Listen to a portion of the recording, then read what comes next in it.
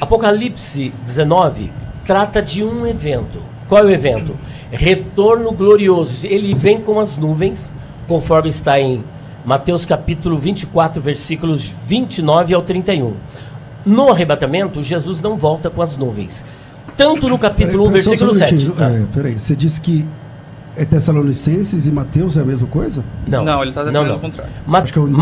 Mateus 24, 29 a 31, Zacarias capítulo 14, versículos 1 a 6, vida, Apocalipse capítulo 1, versículo 7, Apocalipse capítulo 19, é tudo a mesma coisa. É o retorno glorioso. E tem algo em comum. Ele está voltando com as nuvens. E ele pisa aqui na terra. Graça e paz, pastor Jaime. Os exércitos de Apocalipse 19, 14, que descem do céu com Jesus, é a igreja? Desde já lhe agradeço. Não, irmão Eliel.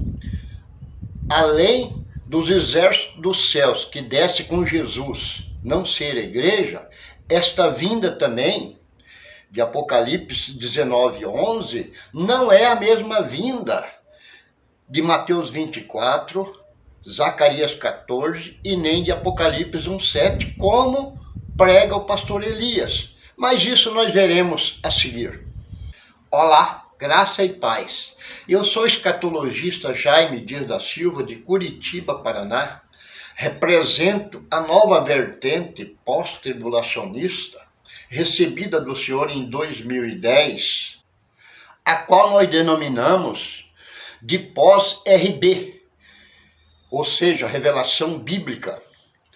Diferente do pós-tribulacionista tradicional ou sistemático, que é exemplo do pré-tribulacionismo, também trouxeram vários erros de interpretação para o meio cristão, os quais têm durado até hoje. Este estudo foi editado em 2 partes. Assista até o final para ser edificado. Muito bem, então vamos para a primeira parte do estudo. Os exércitos que descem do céu com Jesus, de Apocalipse 19, 14. É a igreja? Vamos ao texto áureo da mensagem.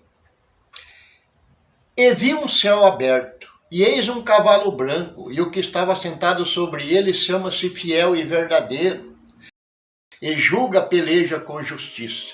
E seus olhos eram como chama de fogo, e sobre a sua cabeça havia muitos diademas, e tinha um nome escrito que ninguém sabia, senão ele mesmo.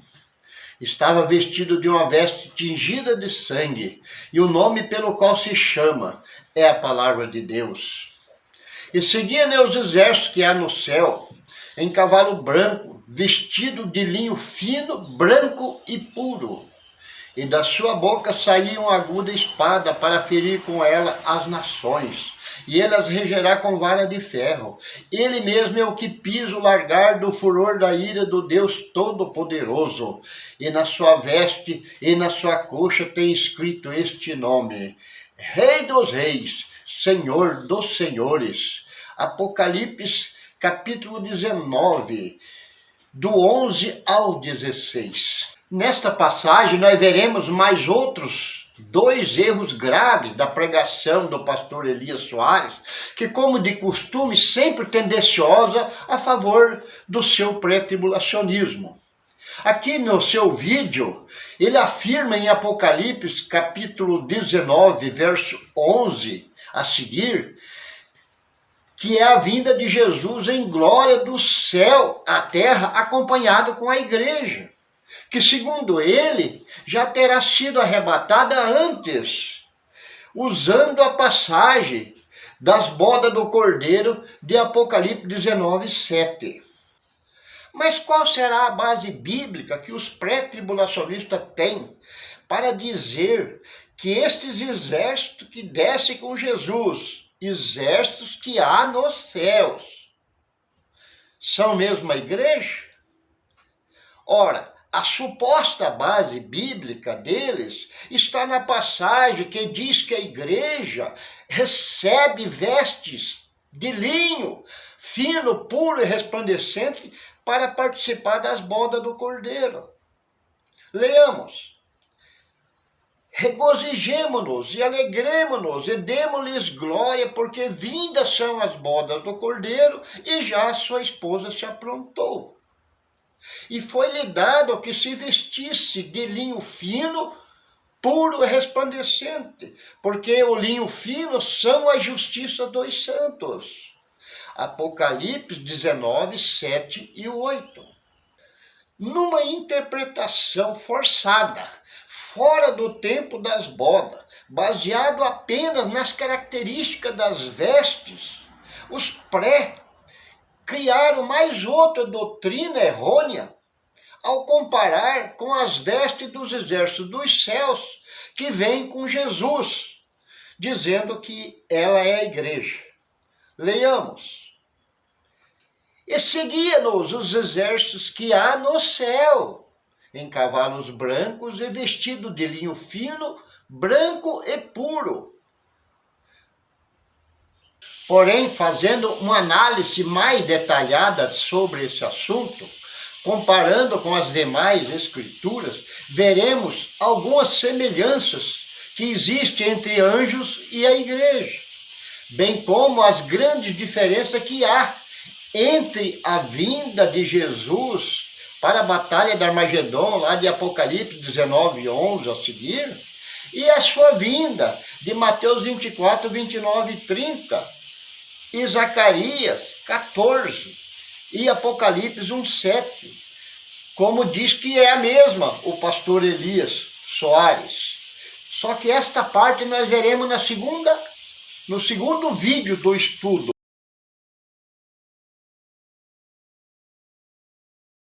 O pastor Elias afirma que Apocalipse 19, 7 e 8 é o arrebatamento da igreja. Porém, além desses dois versos, não falar coisa alguma sobre arrebatamento, porque, na verdade, ele já terá acontecido nos dias da sétima e última trombeta do anjo, quando no último dia dela será tocada a trombeta de Deus, já explicado nos nossos vídeos anteriores. Esses versos também não falam de celebração alguma das bodas do Cordeiro. Esses versos apenas é o anúncio da vinda das bodas, e não o dia e a hora das bodas. Como o pastor Elias não sabe respeitar os tempos das profecias, ensinada por Salomão, Eclesiastes 8, 6, que para todo propósito Deus tem o tempo e Deus tem o modo, que é a maneira. Na base do chutômetro, ele usa o anúncio das bodas, escrito antes da batalha do Armagedon, porque o Apocalipse é salteado, como se fosse o dia das bodas. E com isso, ele tira os anjos da cena da vinda de Jesus para esta batalha e coloca a igreja no seu lugar, vindo com Jesus dos céus.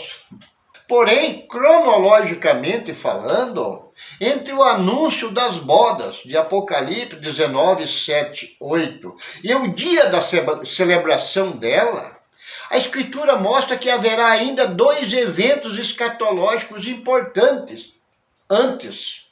E são eles a batalha do Armagedon, Apocalipse 19, 11 ao 21, e o juízo das nações, que também não será lá no céu, mas na Jerusalém celestial, no monte de Sião, conforme profetizou Isaías 25, 7, que o Senhor tirará a máscara de todos os povos neste monte, que é o juízo das nações. E Mateus 25, 31, onde a igreja, depois de receber o convite para herdar o reino de Deus, Mateus 25, 34, entrará para as bodas, que acontecerá na mesma Jerusalém celestial, em Sião, conforme disse Isaías.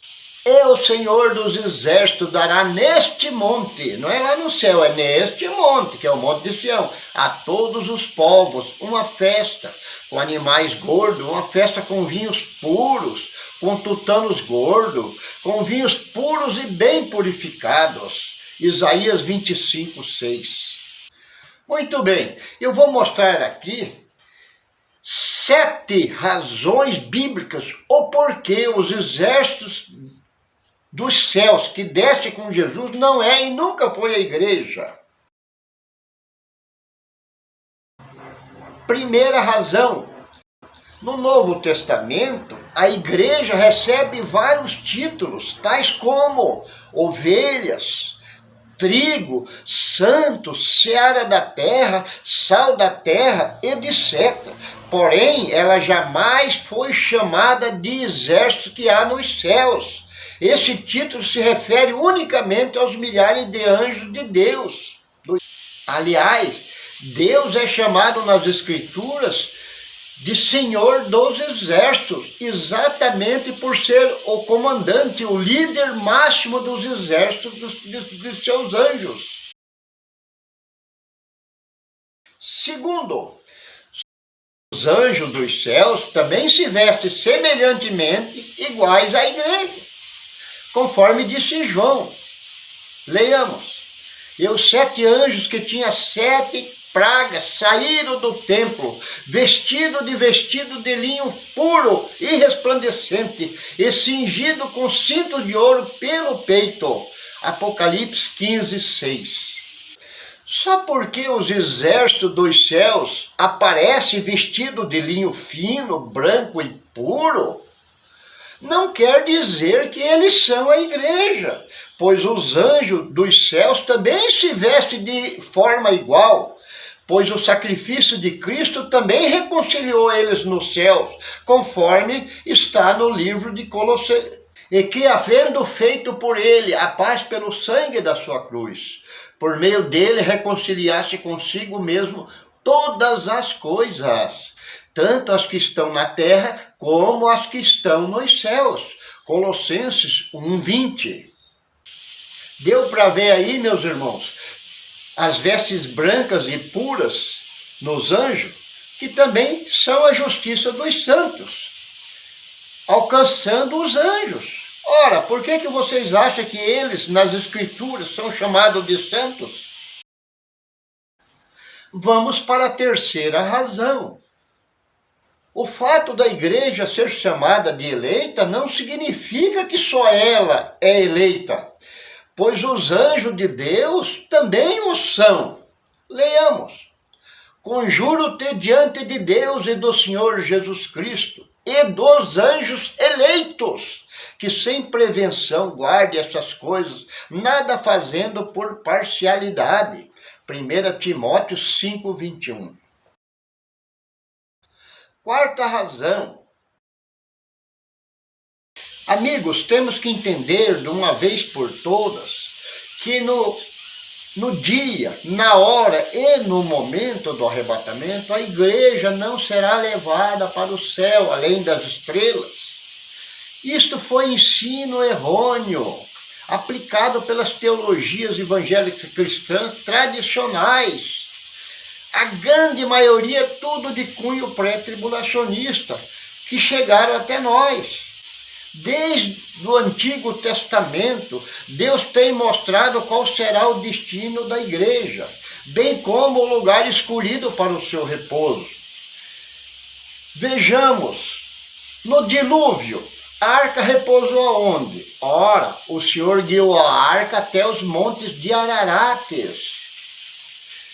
Na destruição de Sodoma e Gomorra, os 2 anjos levaram Ló e a sua família para um monte.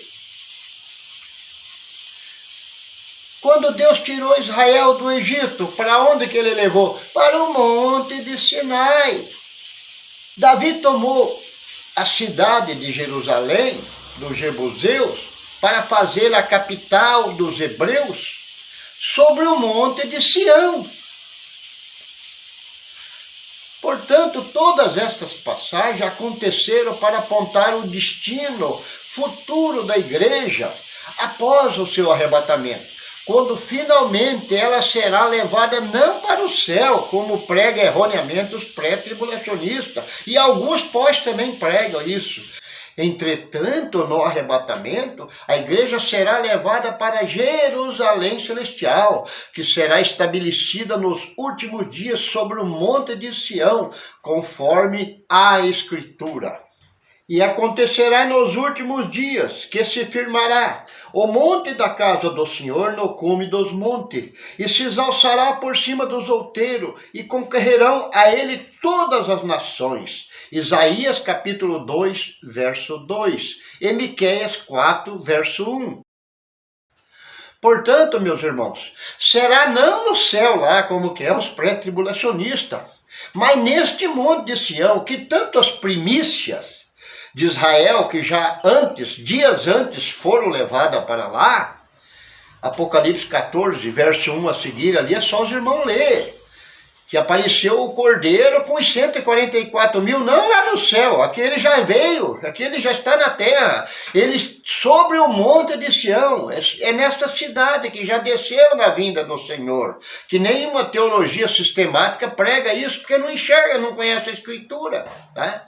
Então, tanto os 144 mil, que são as primícias de Israel, estarão lá aguardando nesse monte, como a igreja no arrebatamento mais adiante, também aguardarão o dia da celebração das bodas.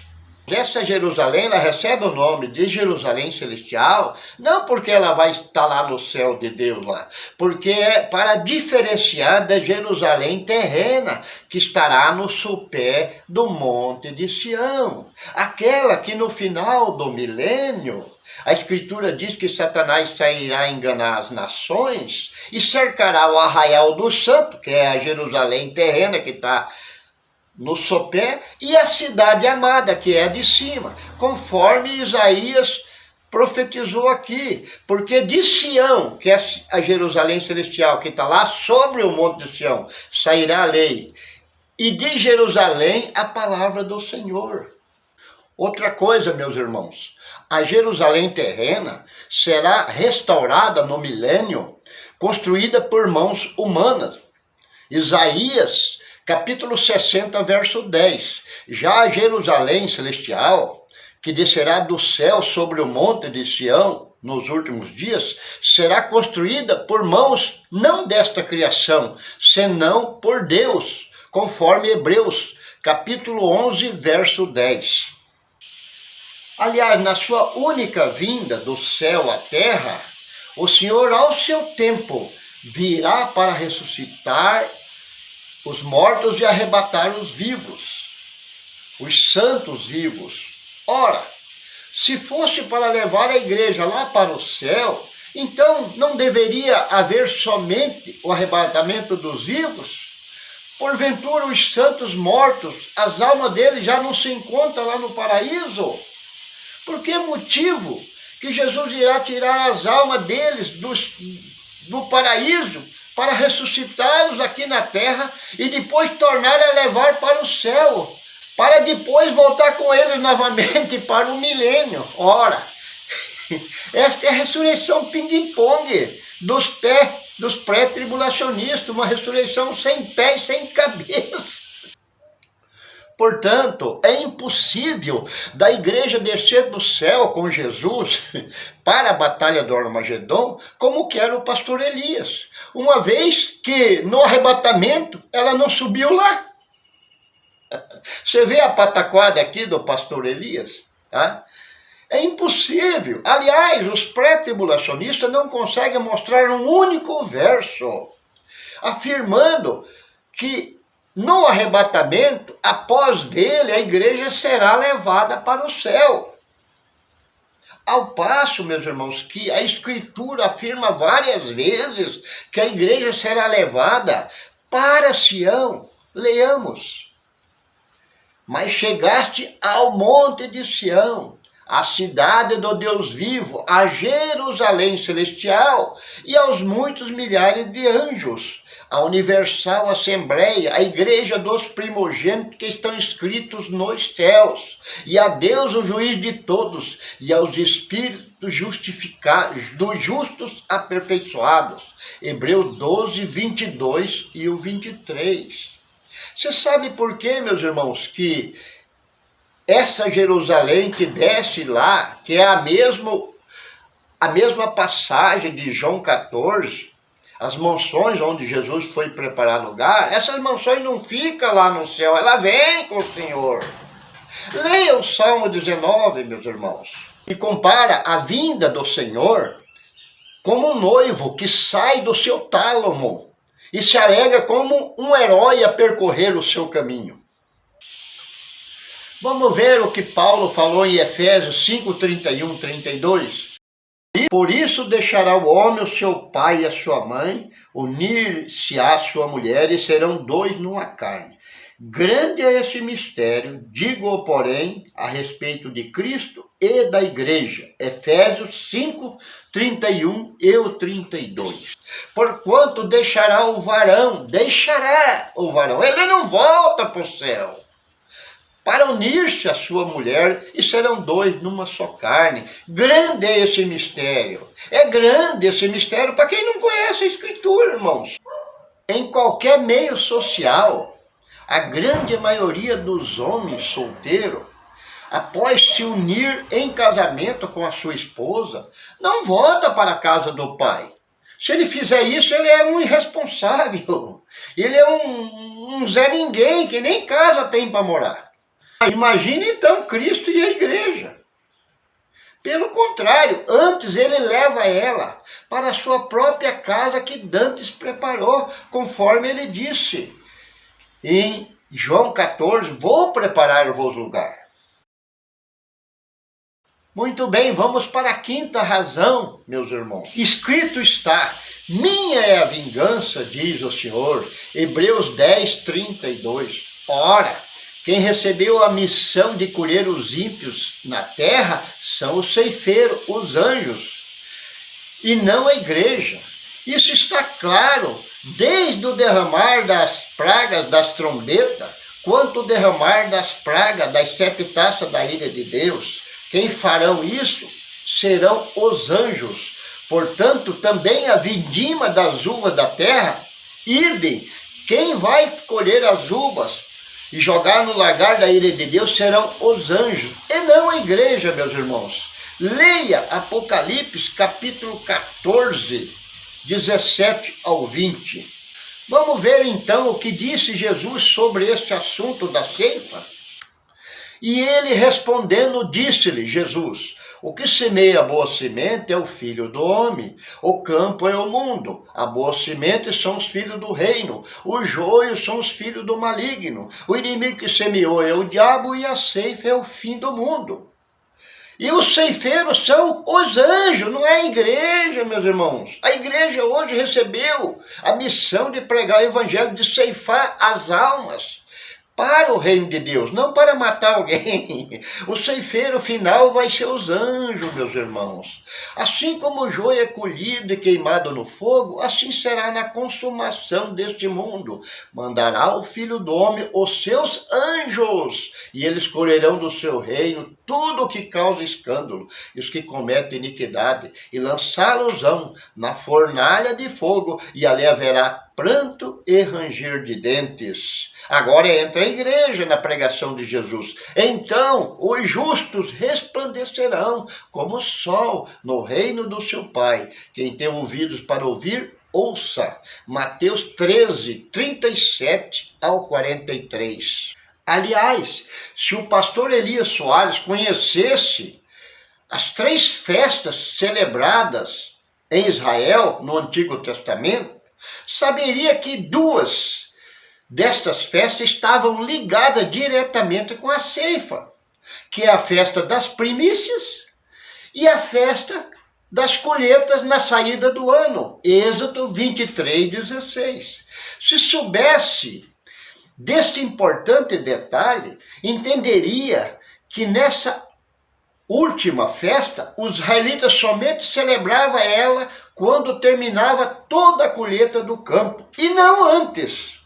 Porém, em seu desconhecimento das Escrituras, ele prega que a festa das bodas acontecerá antes da ceifa final, que é a vindima das uvas bravas, ou das uvas da terra, que acontece na Batalha do Armagedon. Você vê aí o atropelo desse homem, que ocorre lá em Apocalipse, capítulo 14, a partir do 17 ao 20. Portanto, meus irmãos, é só na cabeça do pastor Elias que Jesus vai celebrar alguma boda do Cordeiro com a sua igreja, tendo ainda seus inimigos vivos na face da terra.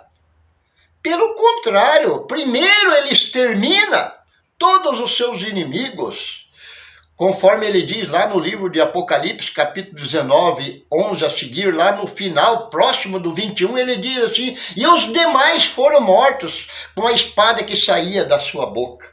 Ele aniquila, para depois ele fazer a festa, as bodas do Cordeiro. Sexta razão: a partir da ressurreição e do arrebatamento da igreja, encerrará os seus trabalhos na terra. Ela estará no repouso do Senhor, conforme está escrito. E ouvi uma voz do céu que dizia: bem-aventurados os mortos, que desde agora morrem no Senhor. Sim, diz o Espírito. Para quê, meus irmãos? Para voltar a batalhar a batalha de Armagedon na terra outra vez? Não, para que descanse dos seus trabalhos e as suas obras os sigas. Apocalipse 14, 13. Portanto, meus irmãos, é impossível da igreja descer do Monte de Sião, da Jerusalém Celestial, para executar alguma obra debaixo deste século mau. Muito menos dela participar da batalha do Armagedon, como quer o pastor Elias. Aliás, aquele falso ensino que Elias e Moisés serão as duas testemunhas dos últimos dias, os quais voltarão para morrer na terra, é outra grande falácia das teologias em geral que não conhecem a Escritura, meus irmãos. Ora, eles também já cumpriram a sua missão na terra, cada qual no seu tempo, na sua geração, e não farão mais nenhuma tarefa debaixo desse século mau. Portanto, aguarda agora apenas a ressurreição dos mortos, a do último dia. Ao passo que as duas testemunhas serão personagens reais que nascerão na última geração da igreja. Vamos então para a sétima razão bíblica. Depois do arrebatamento, quando é que a igreja descerá de Sião para pisar na terra? A igreja somente descerá para exercer a sua missão de reis e sacerdotes sobre a terra, depois de 3 eventos escatológicos, a saber, depois da batalha do Armagedon, depois do juízo das nações, depois das bodas e os galardões na Jerusalém Celestial, no Monte de Sião. Somente depois desses 3 eventos escatológicos é que a igreja descerá de Sião para exercer o seu ministério terreno, conforme disse João, Apocalipse 5:10. E para o nosso Deus os fizestes reis e sacerdotes, e eles reinarão sobre a terra. Então, somente nesse tempo que a igreja desce do Monte de Sião, também como profetizou Malaquias. Leiamos: mas para vós que temeis o meu nome, nascerá o sol da justiça. A salvação trará debaixo das suas asas. Trará da onde para onde, irmão Jaime? Trará no arrebatamento dos 4 ventos da terra para o monte de Sião. E daí, irmão Jaime? E depois de todos os acontecimentos escatológicos, aí se cumpre que ela desce do Monte de Sião. E saireis, e crescereis como bezerro no cevadouro, e pisareis os ímpios, porque eles se farão cinza debaixo das plantas dos vossos pés, naquele dia que farei, diz o Senhor dos Exércitos. Malaquias 4, 2 e 3. Está vendo aqui, irmãos, que a igreja desce não para matar ímpio nenhum na batalha de Armagedon. Ela desce para pisar a cinza dos ímpios que já foram mortos por Jesus e pelos seus anjos. Louvado seja Deus. Muito bem, estão aí as 7 verdades bíblicas, mostrando que quem descerá do céu com Jesus para a batalha do Armagedon não será a igreja, mas os anjos. Agora os irmãos escolhem em quem vão dar crédito. se nas 7 bases bíblicas apresentadas por mim, nesse estudo, ou no chutômetro do pastor Elias, que só porque ele viu a igreja de veste branca, que é as mesmas vestes semelhantes à dos anjos, ele está dizendo que é a igreja que desce para a batalha do Armagedon. Misericórdia, meu Deus. Que Deus venha tirar as escamas dos olhos desses homens para ensinar corretamente a Escritura. Amém.